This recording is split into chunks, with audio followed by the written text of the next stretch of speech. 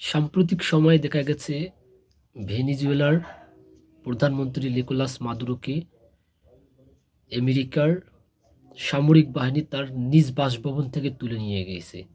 তারপর এই খবরটি গোটা বিশ্বে একটা তুমুল আলোচনার জন্ম দিয়েছে যে কিভাবে একটা দেশের প্রধানমন্ত্রীকে তার বাসভবন থেকে আমেরিকান সৈন্যরা তুলে নিয়ে যেতে পারে, তাদের নিরাপত্তা কতটুকু ছিল।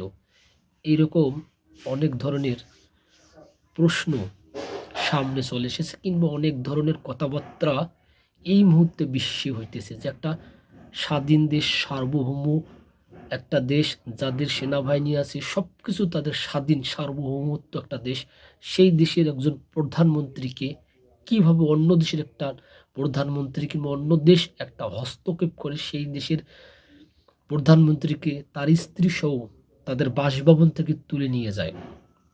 এইরকম একটি আলোচনা হচ্ছে সাম্প্রতিক সময়ে। যুক্তরাষ্ট্র বরাবরই একটি হচ্ছে একচেটিয়া ভুক্ত দেশ। এই দেশটি এমন একটি দেশ, তিনি যাই মনে করেন, যেটাই ভালো মনে করেন সেইটাই করেন। তার সুবিধার্থে তিনি যেটা মনে করেন যে এটা করতে হবে আমার দেশের সুবিধাতে, সেটাই তিনি করেন। যুক্তরাষ্ট্র ভেনেজুয়েলায় আক্রমণ করছে, এর পিছনে অনেকেই যে কারণটা দেখাচ্ছে সেটা হচ্ছে ভেনেজুয়েলায় পৃথিবীর প্রায় 20% অপরিশোধিত তেলের মজুত রয়েছে। এমনটাই কিন্তু বিশ্লেষকরা বলতেছে যে ভেনেজুয়েলা আক্রমণ করার পিছনে সবচেয়ে বড় কারণ এটা।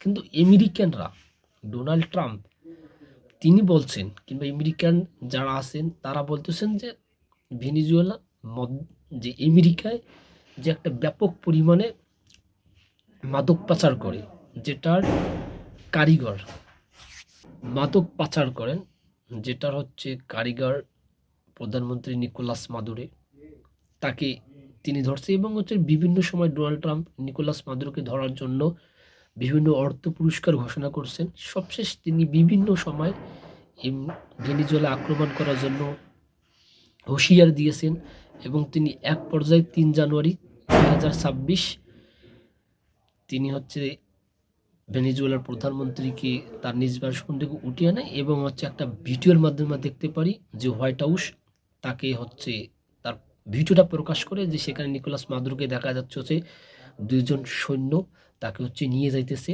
কারাগারে।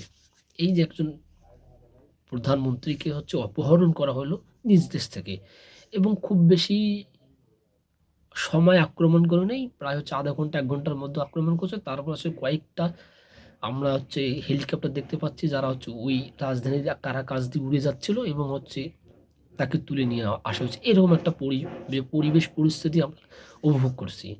এমন একটা দেশ আমেরিকা চাইলেই এমন একটা কর্মকাণ্ড করতে পারে, তিনি প্রমাণ করে দিলেন যে কোনো দেশ পৃথিবীর আপাতত তার হাত থেকে রেহাই পাবে না, কিংবা হচ্ছে তিনি চাইলেই যে কোনো দেশকে যে কোনোভাবে তিনি হচ্ছে আক্রমণ করতে পারেন কিংবা হচ্ছে তাকে তার সার্বভৌমত্ব হুমকির মুখে ফেলতে পারেন।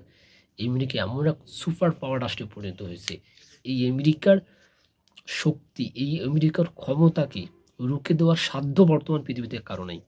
আপনারা জানেন ভেনেজুয়েলার সাথে রাশিয়া কিংবা হচ্ছে চীন একটা দ্বিপাক্ষিক সম্পর্ক কিংবা হচ্ছে ভালো তাদের মধ্যে আদান প্রদান কিংবা লেনদেন হয়। এই তেল, তারা তেল বিক্রি করে, সবচেয়ে বড় বাজার হচ্ছে চীন, রাশিয়া, এই দুটো দেশে তারা তেল হচ্ছে বিক্রি করে, আরও অন্য দেশে করে। এই মুহূর্তে হচ্ছে চীন এবং রাশিয়ার যে মন্তব্য, তারা শুধু নিন্দাই জ্ঞাপন করছে, কিন্তু কেউ ভেনেজুয়েলার সামরিক অভিযান চালাতে পারবে না, এরকম সক্ষমতা তাদের নাই। এই আপাতত এই দৃষ্টিতে বলা যাচ্ছে যে আমেরিকা আগামীর আরও 100 বছর এই দেশটাকে, এই পৃথিবীটাকে শাসন করবে।